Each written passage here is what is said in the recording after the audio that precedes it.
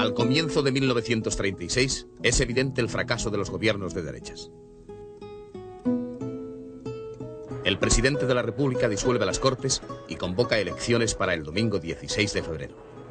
La propaganda, en sus múltiples manifestaciones, invade las ciudades.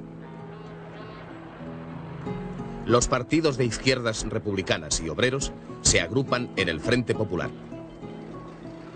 Los de derechas en el Frente Nacional.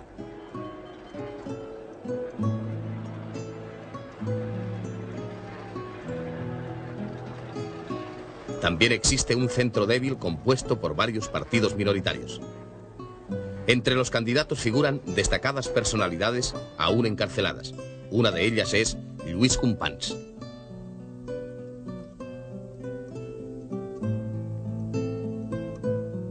Dolores Ibárruri, la pasionaria, figura en la candidatura por Oviedo del Frente Popular. Tras un mitin electoral, miembros de las Juventudes Comunistas, uniformados, recorren las calles ovetenses.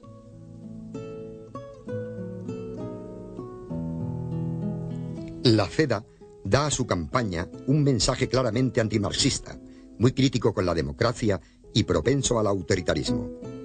La izquierda la contrarresta con cartelones satíricos que atacan por igual a Lerroux y a Gil Robles.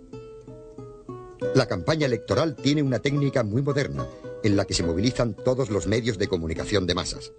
A menudo, los mítines de uno y otro signo transcurren en un clima de crispación. El nuevo embajador británico, Sir Henry Chilton, asemeja este clima al que reinaba en Rusia antes de la Revolución. Londres y Washington están inquietos. Oliveira Salazar, mucho más.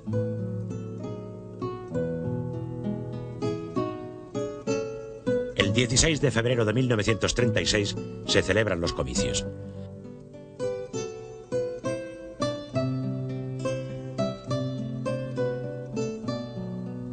Desde tempranas horas de la mañana, los colegios electorales de las grandes ciudades se ven muy concurridos. En Madrid, la jornada discurre sin apenas alteraciones, pero dado el carácter de la campaña previa, el ambiente es tenso e inquietante. En Cataluña, aunque la lucha entre el Front d'Esquerres y las derechas es tan aguda como en el resto de España, la campaña electoral se ha desarrollado con menor violencia. Esto supone un vuelco radical de la situación política. En las Cortes de 1933, las derechas contaban con 277 diputados, el centro con 144 y las izquierdas con 101. Los resultados son inequívocos. El Frente Popular tiene 257 diputados, la derecha 139, el centro 57. Como en 1933, la ley electoral ha primado a los partidos más votados. Sin embargo, en términos de sufragio, la situación será bien distinta. En tanto que 4.600.000 electores otorgan su confianza a los partidos triunfantes, a la coalición de izquierdas, 4,5 millones manifestarán su confianza a las opciones conservadoras y 500.000 a las centristas.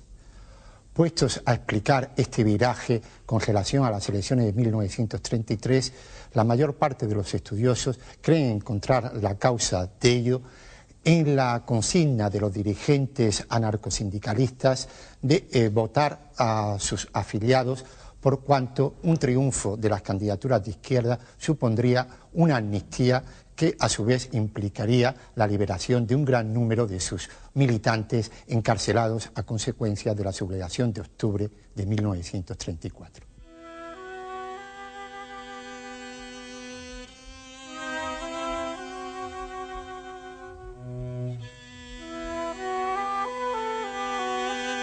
En Madrid, a la caída de la tarde, cuando ya se intuye que el triunfo es del Frente Popular, se forman grupos ansiosos de confirmar el resultado, como el que llega a la Plaza de la Villa. El antiguo alcalde republicano, Pedro Rico, lo saluda desde el balcón del ayuntamiento.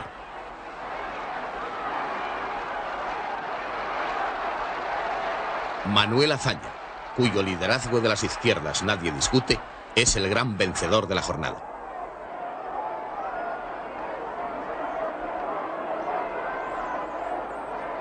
El máximo perdedor es José María Gil Robles, quien hace diversas gestiones para que se declare el estado de guerra sin conseguirlo. Al alba del 17, el general Fanjul intenta, sin éxito, que las fuerzas del madrileño cuartel de la Montaña se pronuncien contra el resultado de las urnas. El general Franco, por su parte, maniobra para que se empleen medios extraordinarios para evitar, afirma, que la masa no rebase. Las manifestaciones de júbilo por el triunfo del Frente Popular se suceden en toda España. Unánimemente se reclama la inmediata liberación de los presos políticos. El general Franco visita a Portela Valladares. En su calidad de jefe de Estado Mayor, le apremia para que declare el estado de guerra, medida que pondría el poder en manos de los militares. Portela se niega. También rechaza las presiones que en el mismo sentido le hace Calvo Sotelo, líder de Renovación Española, y en vista de los desórdenes que se producen continuamente, le pide que imponga un régimen de fuerza y ataje la revolución. Los generales Franco, Godet y Rodríguez del Barrio sondean a las guarniciones, pero éstas se manifiestan reacias a sublevarse.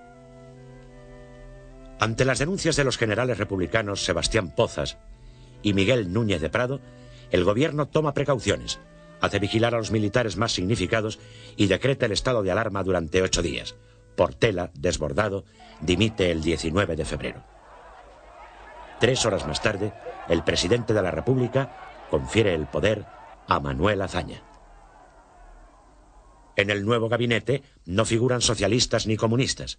Hay 9 ministros de Izquierda Republicana y 3 de Unión Republicana.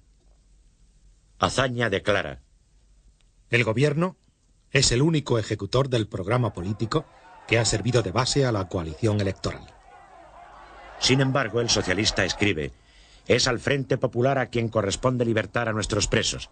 Y en efecto, en algunos lugares, los comités del Frente Popular, sin esperar órdenes superiores, abren las cárceles.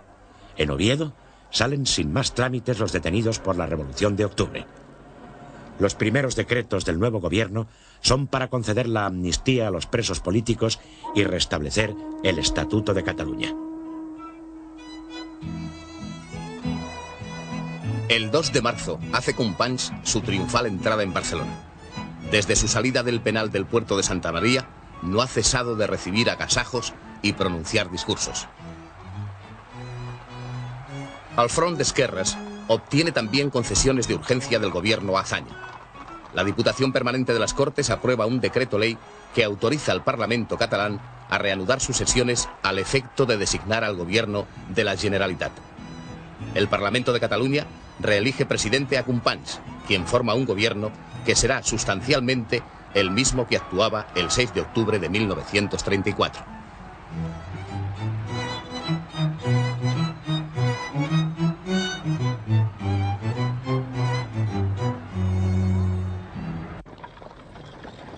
La escena internacional se encrespa.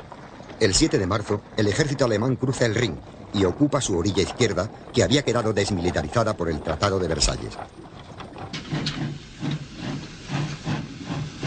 Es un desafío de Hitler a Francia. Horas después, ante un parlamento enardecido, el Führer proclama hipócritamente: no tenemos más reclamaciones territoriales en Europa. Alemania nunca romperá la paz.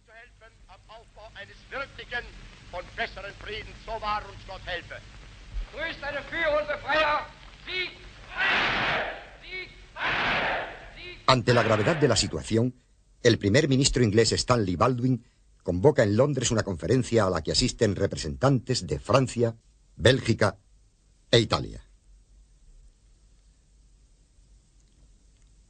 De esta reunión apenas si sale un vago acuerdo de protesta contra la agresión alemana, aunque Francia moviliza sus tropas, reforzando sus guarniciones en la frontera con Alemania.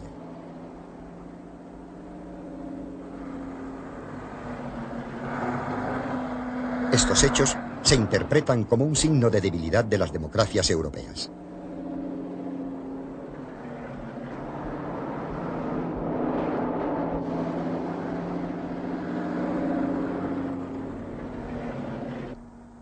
La prensa española satiriza los fracasos de la Sociedad de Naciones. Los diplomáticos norteamericanos en Madrid temen, mientras tanto, que el Kremlin acentúe su influencia en España. El triunfo del Frente Popular suscita grandes esperanzas en los campesinos. Los yunteros de Extremadura, expulsados en 1935 de las tierras que trabajaban en usufructo, son autorizados a explotarlas de nuevo. Pero los campesinos se impacientan y antes de que se cumplan los trámites legales, toman por la fuerza lo que la ley les promete. Sin esperar a más, 60.000 jornaleros ocupan 3.000 fincas en Extremadura. El gobierno legaliza las ocupaciones y adopta nuevas medidas que irritan y atemorizan a los propietarios y contribuyen a radicalizar su actitud frente a la República. Otra cuestión que aborda el gobierno Azaña, nada más tomar posesión, es la de combinar los mandos militares para situar en destinos secundarios a quienes no merecen su confianza. El 21 de febrero cesa a Franco como jefe del Estado Mayor y se le nombra comandante militar de Canarias. Al despedirse de Alcalá Zamora y de Azaña, les previene sobre el peligro de una revolución comunista.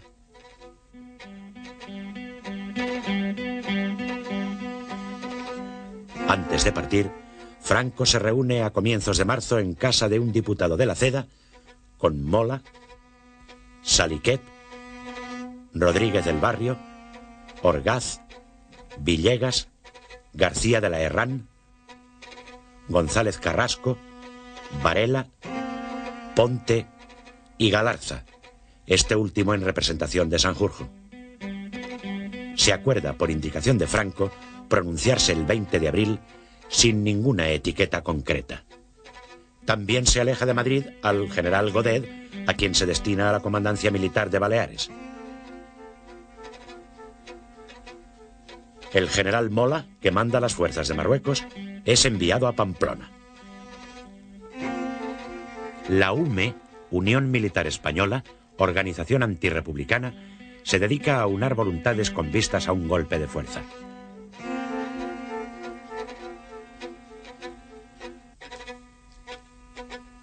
Sin embargo, hay otros focos de conspiración.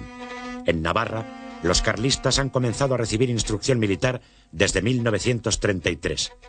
Incluso envían varias expediciones de jóvenes a Italia. Importan armas por Portugal y montan rudimentarias fábricas de granadas de mano. También improvisan modestos campos de entrenamiento e instrucción.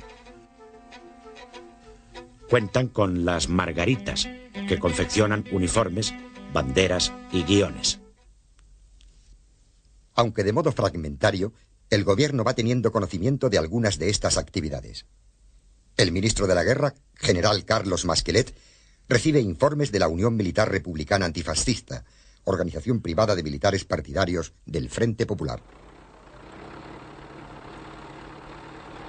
Otra preocupación del gobierno Azaña es el deterioro del orden público. Desde poco después de las elecciones se ha agravado la ola de pistolerismo callejero. El 12 de marzo, en una refriega con jóvenes socialistas, mueren un estudiante falangista y otro tradicionalista. Al día siguiente, grupos de izquierdas asaltan e incendian el diario La Nación, antiguo órgano oficioso del dictador Primo de Rivera. La misma suerte corre el diario Ideal de Granada, de línea marcadamente católica. No son los únicos incendios. En varias ciudades españolas arden cafés, teatros, escuelas, iglesias. Grupos derechistas, por su parte, atacan el domicilio de Largo Caballero y la casa de Eduardo Ortega y Gasset. El 13 de marzo, unos falangistas atentan en Madrid contra el catedrático de Derecho Penal y diputado socialista Luis Jiménez de Asúa, quien resulta ileso. Las balas hieren de muerte al policía de su escolta, Jesús Gisbert. Al entierro asisten numerosas personalidades republicanas.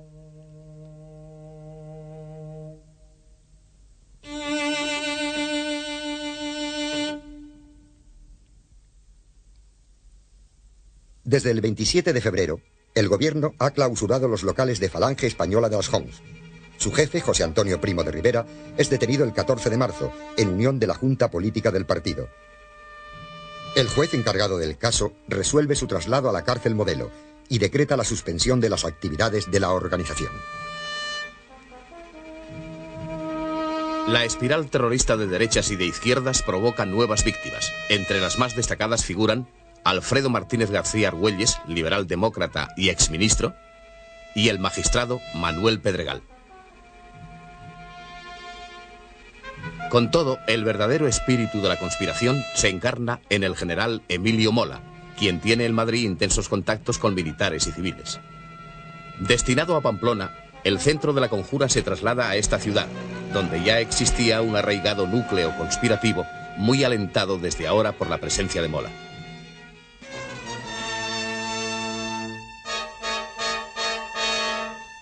El general Juan García Gómez Caminero, tras una visita de inspección, sugiere al ministro de la Guerra la conveniencia de relevar al conspirador, pero este es mantenido en su puesto.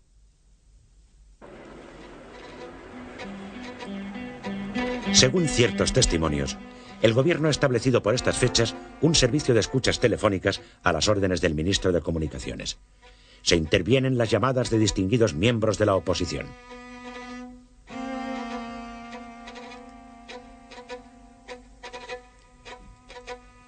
Las noticias y rumores de golpe de Estado provocan un exaltado antimilitarismo en la prensa de izquierdas que coadyuva al clima de intranquilidad. El ministro de la Guerra desmiente los rumores de golpe y el 19 de marzo afirma en un comunicado que los militares se mantienen dentro de los límites de la más estricta disciplina. El 3 de abril, constituido ya formalmente el Congreso de los Diputados, se procede a la elección de su presidente. Obtiene el cargo Diego Martínez Barrio, republicano de raíces históricas y de orientación templada. El presidente de la República, Niceto Alcalá Zamora, quien ha intentado una política de centro, no ha satisfecho durante su mandato ni a las derechas ni a las izquierdas, y es criticado por ambos bandos por su excesivo personalismo. El propio Azaña no recata su desdén hacia el presidente. En este ambiente adverso a Alcalá Zamora, la minoría socialista promueve una acción orientada a sustituirle. Basándose en una interpretación discutible de la Constitución y con el apoyo de los partidos del Frente Popular más el del PNV, consigue que sea destituido. En la votación, las derechas se abstienen y abandonan el hemiciclo con el fin de que la responsabilidad recaiga exclusivamente en los promotores de la excepcional iniciativa, que triunfa por amplio margen. Es el 7 de abril de 1936. Corresponde asumir provisionalmente la presidencia de la República a Diego Martínez Barrio, por ostentar la de las Cortes. Una semana después de la destitución de Alcalá Zamora, se conmemora el 14 de abril con un desfile militar en el madrileño Paseo de la Castellana. En el curso de la parada, un grupo ultraderechista hace estallar unos petardos junto a la tribuna presidencial y da lugar a numerosos altercados, seguidos de alborotos y disparos. Un balazo mata a un alférez de la Guardia Civil, Anastasio de los Reyes, que vestido de paisano asiste al acto como espectador. Estos sucesos tienen graves consecuencias al día siguiente. El entierro de la víctima es presidido por el general Pozas, inspector general de la Guardia Civil. Concurren muchos jefes y oficiales, pero también diputados de significación monárquica y de la CEDA, encabezados por Gil Robles. Quieren dar significación política al acto. Los falangistas obligan a muchos transeúntes a saludar brazo en alto al paso del féretro. Unos albañiles responden alzando el puño y vitoreando a la República. A continuación, se entabla un tiroteo.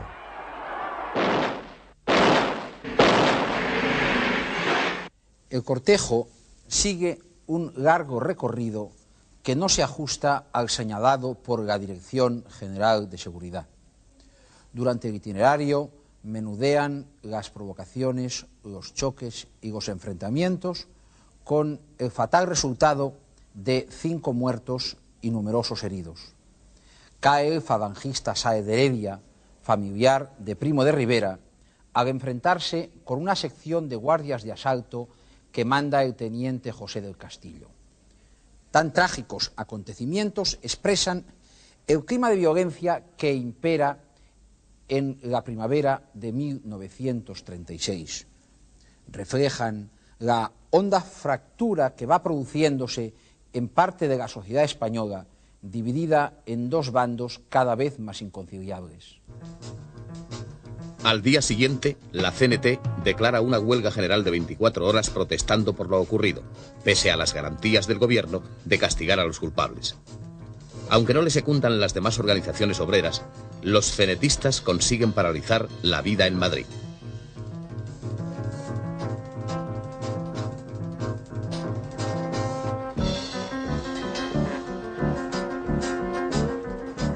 Sin conexión con los incidentes madrileños, en Barcelona caen asesinados el 28 de abril los hermanos Badía, dirigentes del Estat català.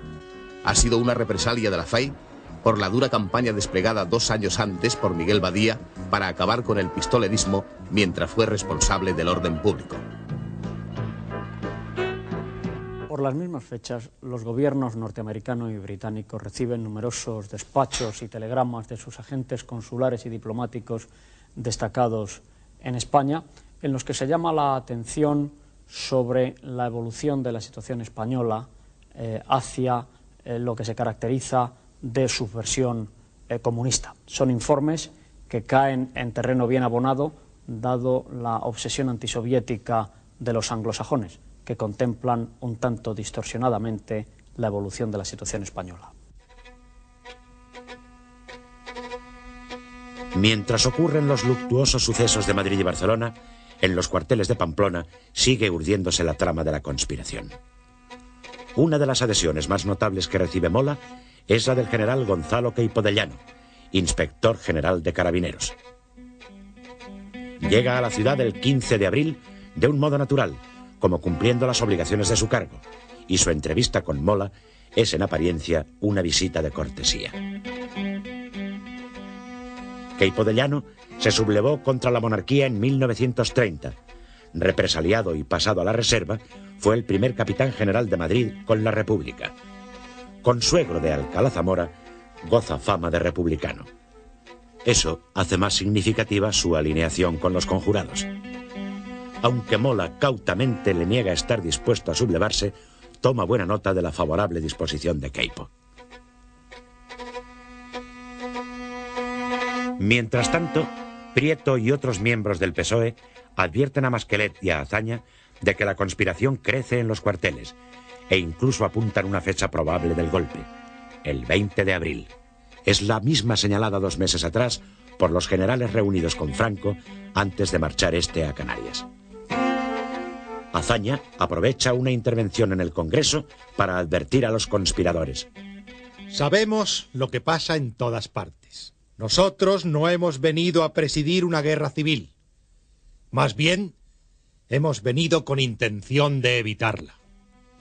La intentona castrense no se produce. El 18 de abril, el general Rodríguez del Barrio, que preside la Junta de Generales Conspiradores, da contraorden.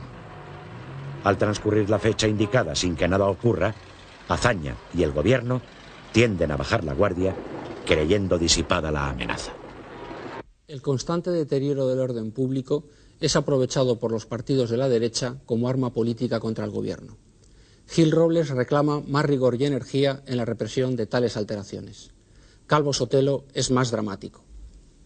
A partir del 16 de febrero, afirma, dijérase que se ha volcado sobre España un ventarrón de fuego y de furor.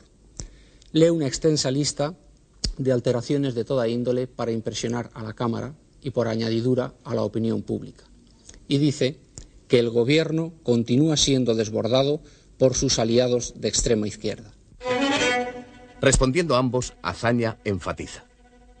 Nadie puede pintar con bastante crudeza y vigor, no digo la contrariedad, la repugnancia del gobierno, delante de ciertos hechos que se producen esporádicamente en España. Nadie puede dudar de los desvelos del gobierno por impedirlos o por reprimirlos.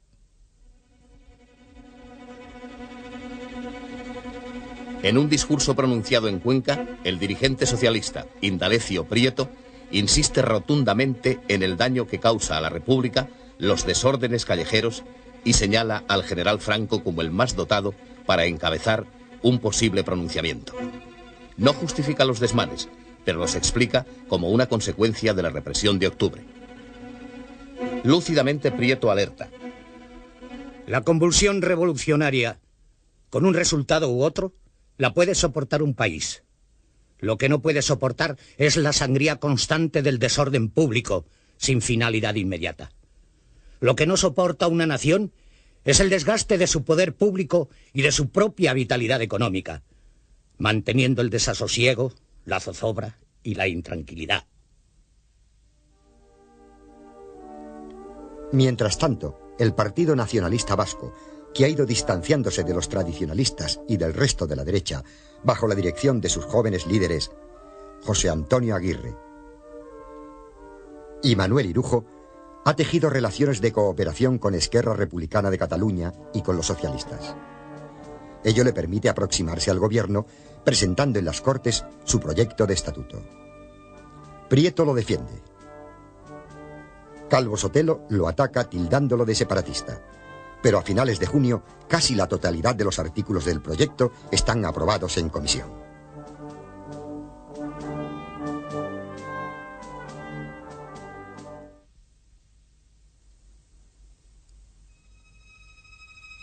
El 30 de abril comparece a juicio en la cárcel Modelo de Madrid José Antonio Primo de Rivera, encausado con otros dirigentes de Falange Española y de las Jons.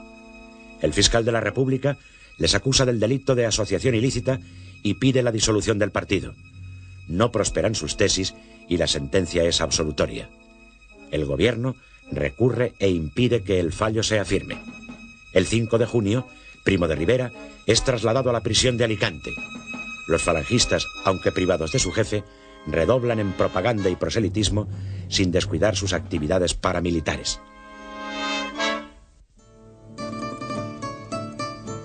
En la extrema izquierda, los anarcosindicalistas se reorganizan y unifican. El 1 de mayo inicia sus debates en Zaragoza el Congreso Extraordinario de la CNT.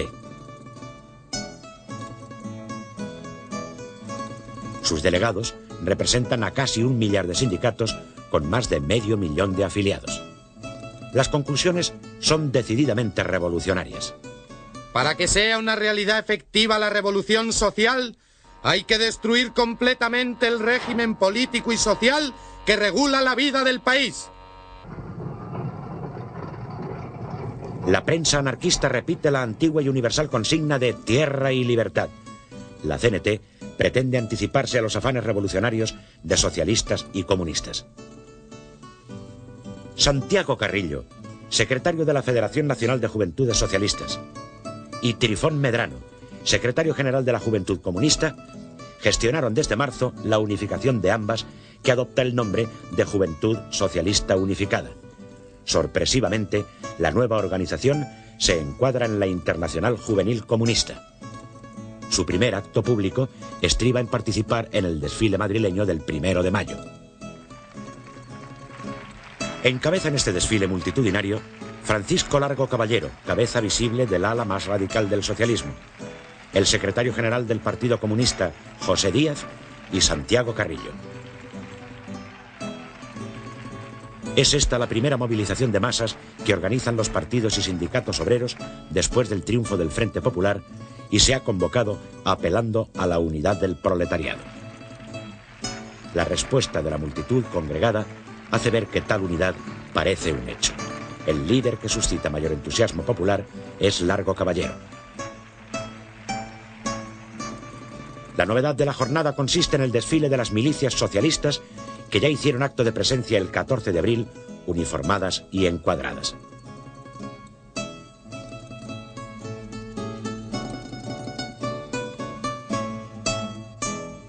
Concluye el acto en perfecto orden y la manifestación se autodisuelve sin el más leve incidente.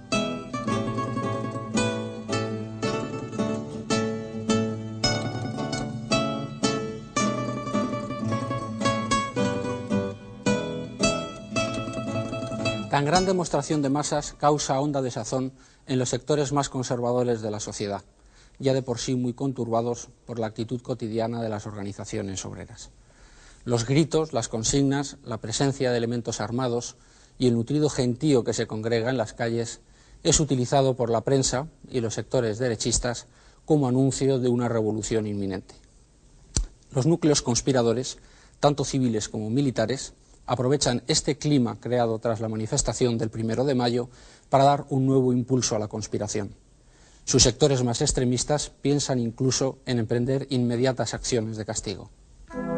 Una semana más tarde, el capitán de ingenieros Carlos Faraudo, instructor de las milicias socialistas, es asesinado por falangistas. En su entierro, el teniente coronel Julio Mangada, significado miembro de la Unión Militar Republicana y Antifascista, exige del gobierno más energía en la represión de las provocaciones fascistas y reaccionarias. En la primavera de 1936, muchos españoles de talante moderado viven angustiados al ver amenazada la paz social por el enfrentamiento de los intransigentes de todo signo. Observan con temor el deterioro del sistema político y van haciéndose receptivos a soluciones de fuerza que restablezcan el orden como principio esencial e irrenunciable de la convivencia.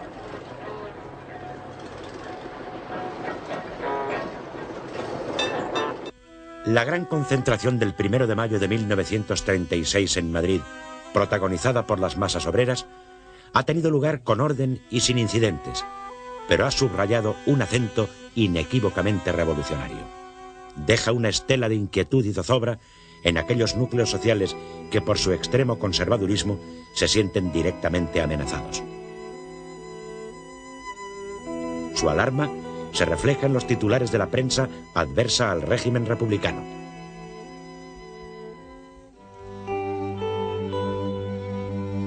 A su vez, los periódicos más izquierdistas califican el 1 de mayo de paso adelante, decisivo en el camino de la revolución. Los temores británicos y norteamericanos por la seguridad de sus inversiones en España se acrecientan. Ello da pie a los enemigos de la República para pregonar que ésta ha sido desbordada por su izquierda de modo irreversible y que es urgente atajar el peligro. Cuantos conspiran contra el sistema democrático redoblan sus actividades y repiten con insistencia que la única solución posible es un golpe militar. El 4 de mayo, José Antonio Primo de Rivera redacta desde la cárcel su carta a un militar español en la que afirma que, ante la invasión de los bárbaros, no es admisible postular la indiferencia de los militares por la política. Exhorta al ejército a no quedarse en sus cuarteles y declara: ha sonado la hora. Pide a los jefes y oficiales que juren por su honor no dejar sin respuesta el toque de guerra que se avecina. Entre el 4 y el 11 de mayo, la escuadra realiza maniobras en las aguas canarias.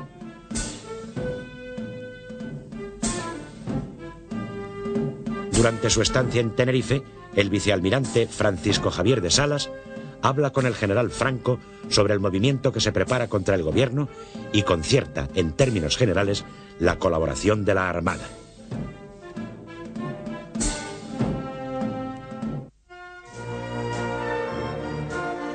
Las noticias que llegan de Francia intranquilizan a la derecha española.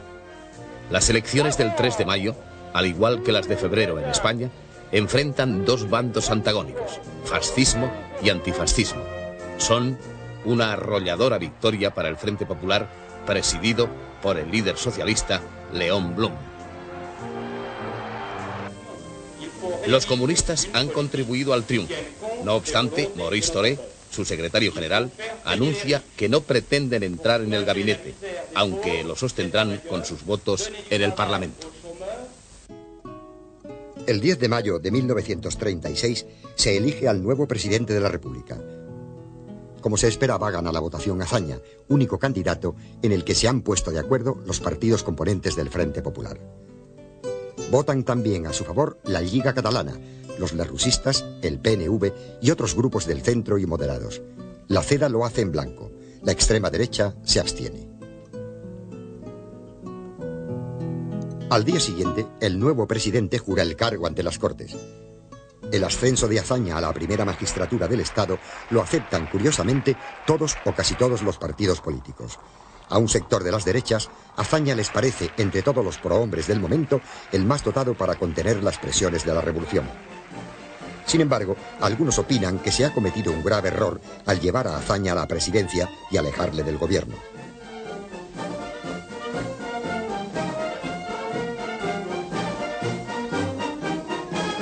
máximo dignatario de la República carece, en efecto, de facultades ejecutivas. Indalecio Prieto recibe el encargo de formar gobierno, noticia que provoca la satisfacción general, dado el prestigio político del diputado por Bilbao. Muchos creen que un gabinete presidido por Prieto será más enérgico que otro compuesto simplemente por republicanos, sin por ello perder la moderación. Se piensa que al compartir los socialistas la responsabilidad gubernamental, se verán obligados a refrenar su ala revolucionaria, cuya presión sería agobiante para un gobierno republicano homogéneo.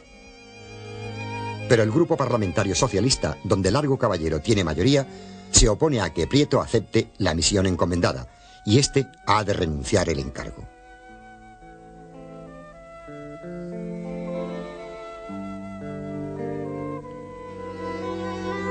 Es Santiago Casares Quiroga, correligionario de Azaña, quien forma gobierno exclusivamente con republicanos. En la Cámara contará con los votos de los demás partidos del Frente Popular, pero está a merced del apoyo de socialistas y comunistas.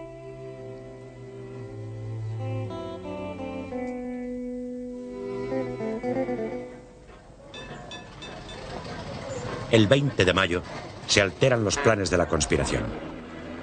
El general Rodríguez del Barrio se aparta de ella por encontrarse gravemente enfermo. Queda entonces Mola como cerebro indiscutible. Una junta de generales confirma a Sanjurjo como suprema autoridad de la sublevación.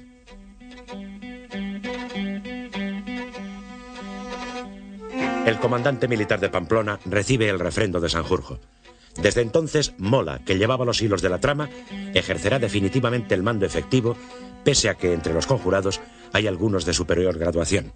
A partir de ese momento, se le conocerá como el director. El general Mola se entrevista con Queipo de Llano en la fonda Otamendi de Irurzun, cerca de Pamplona. Desaparecen los recelos anteriores y Queipo de Llano se adhiere sin reservas a la conspiración. Mola no le oculta la preocupación que le inspira la actitud del general Miguel Cabanellas, jefe de la guarnición aragonesa con fama de masón y exdiputado lerrousista. Queipo se compromete a incorporarle a la conspiración. Mola se reúne con Cabanellas en un lugar de la carretera Pamplona-Zaragoza, próximo a Murillo de las Limas, y obtiene una promesa de ayuda. La adhesión de Cabanellas será decisiva, pues facilitará a Mola el suficiente armamento y munición para que éste se alce.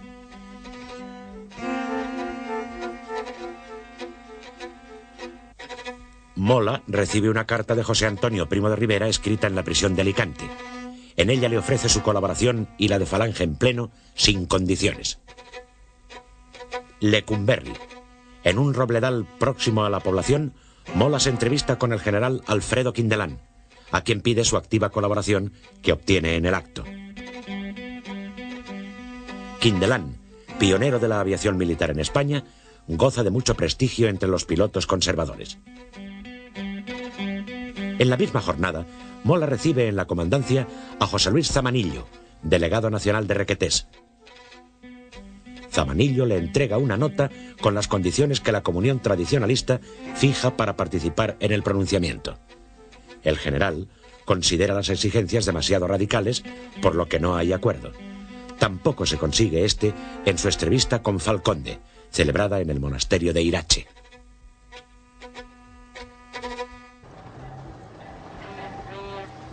Mientras tanto, el presidente del gobierno, Casares Quiroga, releva al general Masquelet como ministro de la guerra y asume su puesto.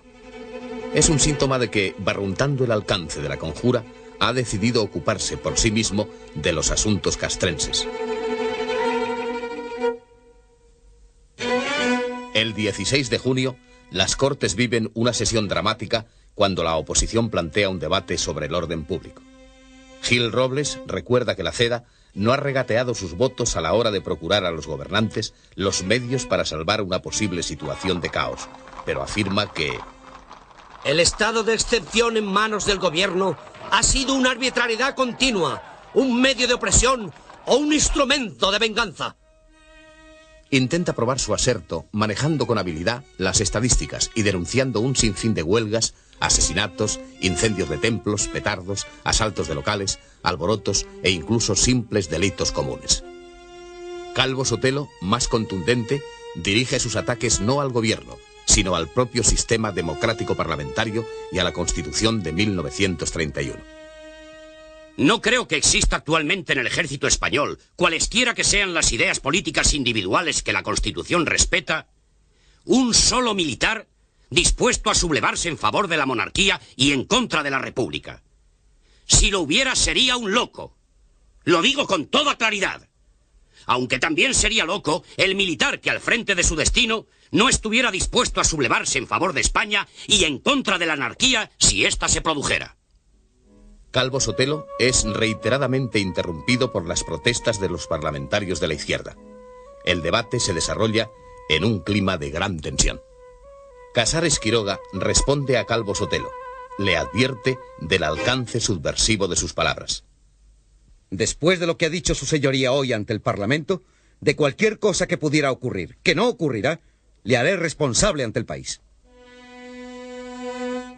A Gil Robles le recuerda que quienes arremeten contra el gobierno son los mismos que durante 2 años han vejado, perseguido y encarcelado, creando un fondo de odio en las masas populares. Entre otros diputados interviene Dolores Ibárruri, la pasionaria. Recogiendo lo dicho por Casares Quiroga, manifiesta: para evitar el estado de desasosiego que existe en España, no solamente hay que hacer responsable de lo que pueda ocurrir a un señor Calvo Sotelo cualquiera, sino que hay que comenzar por encarcelar a los patronos que se niegan a aceptar los laudos del gobierno, a los terratenientes que hambrean a los campesinos, a los que con cinismo sin igual, llenos de sangre de la represión de octubre, vienen aquí a exigir responsabilidades por lo que no se ha hecho. En respuesta a Casares Quiroga, dice Calvo Sotelo: acepto con gusto y no desdeño ninguna de las responsabilidades que se puedan derivar de actos que yo realice. Y las responsabilidades ajenas, si son para bien y gloria de España, las acepto también. En el diario de sesiones no constan amenazas contra la integridad física del dirigente de Renovación Española.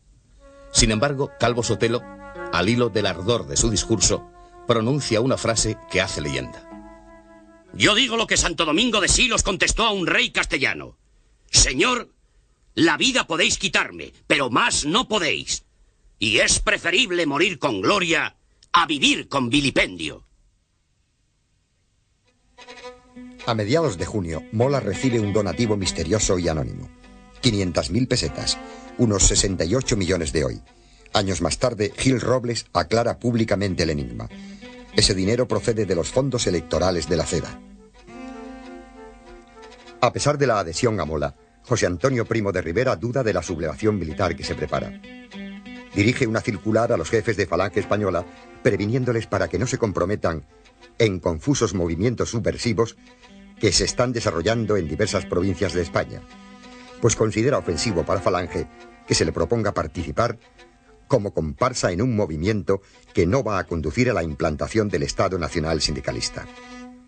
Falange ha crecido y crece considerablemente, y su jefe no quiere que los militantes se comprometan a la ligera. Entretanto, Mola continúa anudando los hilos de la trama. En Pamplona, en un piso de la avenida de Carlos III, número 20, se celebra otra reunión con Cabanellas en la que se analizan las posibles actitudes de los mandos de la Guardia Civil. Puerto de Miguelchu. Se entrevista de nuevo con Queipo. Le da las instrucciones que ha de seguir la Armada en Cartagena y Cádiz, así como las destinadas a las fuerzas navales de Marruecos.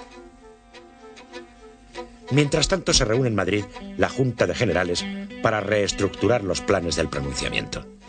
Godet se sublevará en Barcelona y González Carrasco lo hará en Valencia.